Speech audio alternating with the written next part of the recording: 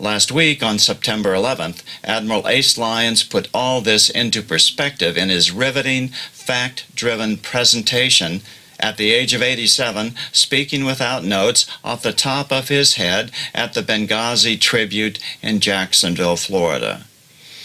Admiral Lyons had a distinguished 37-year career in the U.S. Navy, serving as the Chief of the U.S. Pacific Fleet, our military representative to the United Nations, and Deputy Chief of Naval Operations. His presentation opened with a brief description of the International Muslim Brotherhood. Well, look at the Muslim Brotherhood's creed. And this is verified by the FBI in the Holy Land Foundation trial of 2008. Their creed is to destroy America from within by our own miserable hands. Unbelievable. Their objective is to make Islam dominant throughout the world and replace our Constitution with a 7th century draconian law. Well, with people like you, it ain't ever going to happen. Amen. Amen.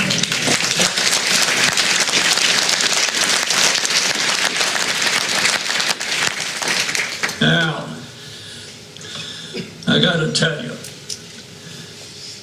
we are in serious trouble. We cannot be silenced. We must stand up and be counted. Now, you might ask at this point, okay, let's get on to Benghazi. Well, when President Obama gave his 4 June 2009 Cairo speech, who did he have in the front row? The Muslim Brotherhood, who is listed, outlawed as a terrorist group by his host, President Hosni Mubarak. And you have to understand, with the Muslim Brotherhood creed, there's no difference between Muslim Brotherhood, Al-Qaeda, or ISIS. It's only the methods they use. They all have the same objective. Yep. So when you're being fed a lot of propaganda that the Muslim Brotherhood is the alternative to the terrorist activities of Al-Qaeda and ISIS, reject it. It just is not true. From there, we shifted to the focus to Libya. And then we have where the pathological liar Hillary comes into play. And what she's spouting there is we've got a humanitarian crisis in Benghazi. We must execute this fuzzy theory of the right to protect. Pure nonsense. There was never a humanitarian crisis in Benghazi. What you had was 10 Al-Qaeda out-of-control militias along with the Muslim Brotherhood politically controlled militias. That was the crisis. Right. But that got swept under the rug by everybody, including the mainstream media and our military leadership as well, regretfully. Now, Hillary did a meeting with Mahmoud Jibril on the 14th of March, 2011, at the Paris Westin Hotel. After that 45-minute meeting, she came out in support of the rebels. Not surprising, it was all set up. But what most people don't understand, and the mainstream media refuses to address is that we switched sides on the global war on terrorism. At that point, we facilitated the armament of Al-Qaeda and Muslim Brotherhood militias. Unbelievable.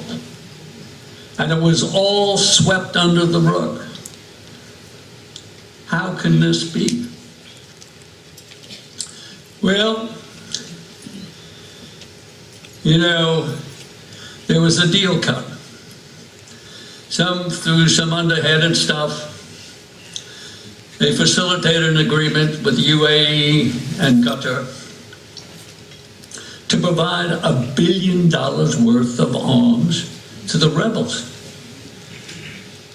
in Libya fighting Gaddafi. And what you got to remember, Gaddafi was our ally. He was fighting the Al-Qaeda militias.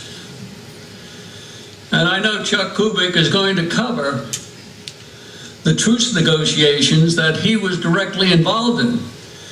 So this tragedy that went on there never had to happen. And tens of thousands of people would still be alive today, except for our illustrious Secretary of State and President. It never had to happen. So, here we have $1 billion worth of arms flowing into Libya. Now, the Muslim Brotherhood saw a great opportunity because, like on the 29th of March of 2011, we had the no-fly zone, and NATO became in charge of all operations in Libya, air and sea. So we were complicit in this, what I consider, illegal arm transfer to our enemy. So, here we go. Well, as you all know, Gaddafi was killed in October of 2011. Chris Stevens was the representative to the transnational committee. He then, in May, took over as ambassador, relieving Ambassador Krenz. By the way, who had also put in to receive additional security forces for our special mission compound because he understood the dangerous situation. In April, Hillary turned it down. Not only turned it down, withdrew additional security forces. Now, Ambassador Stevens took over. He had a relationship with a number of people in Benghazi. However, the situation was spinning out of control.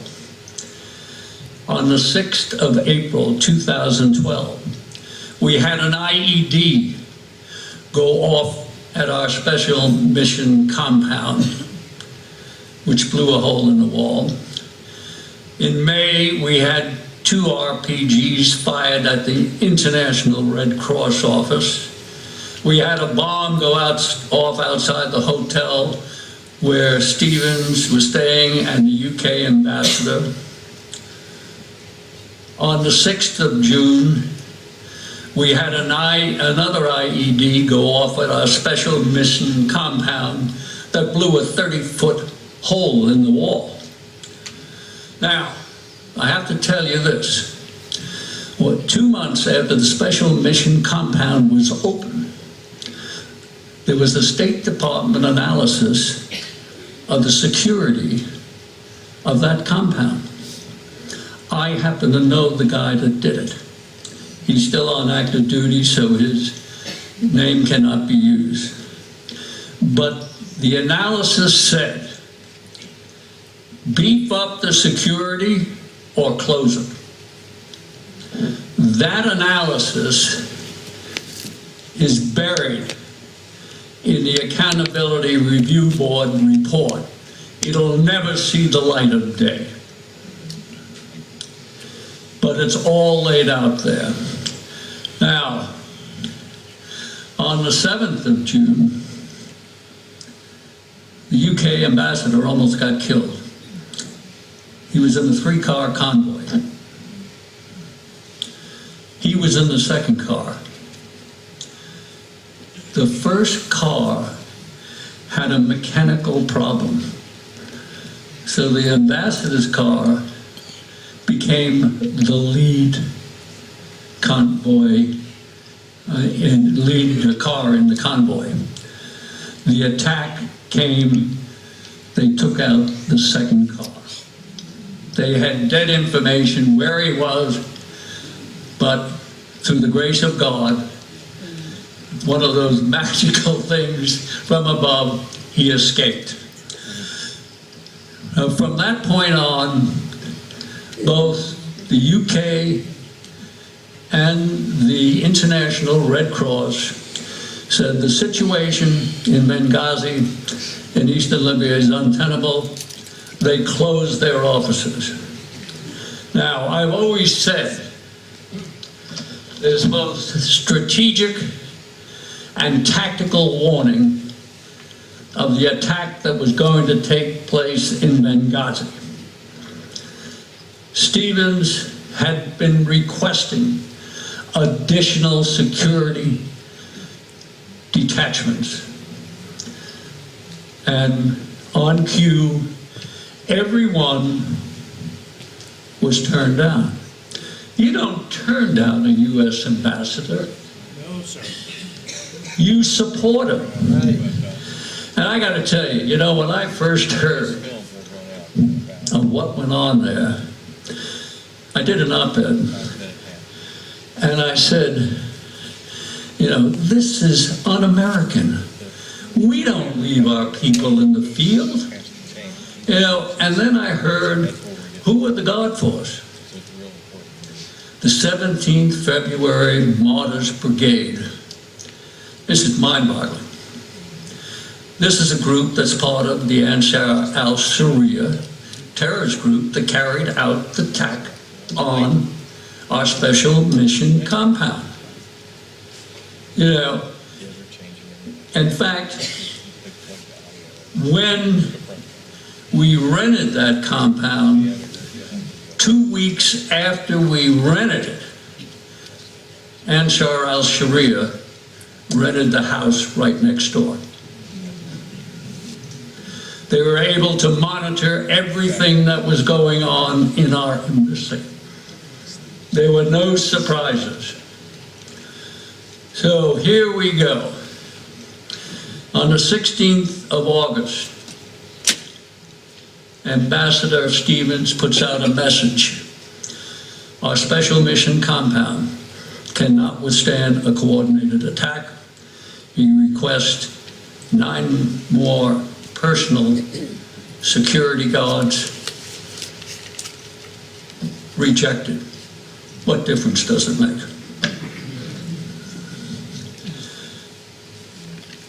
Then we go ahead, and I gotta tell you, you can't make a story up like this.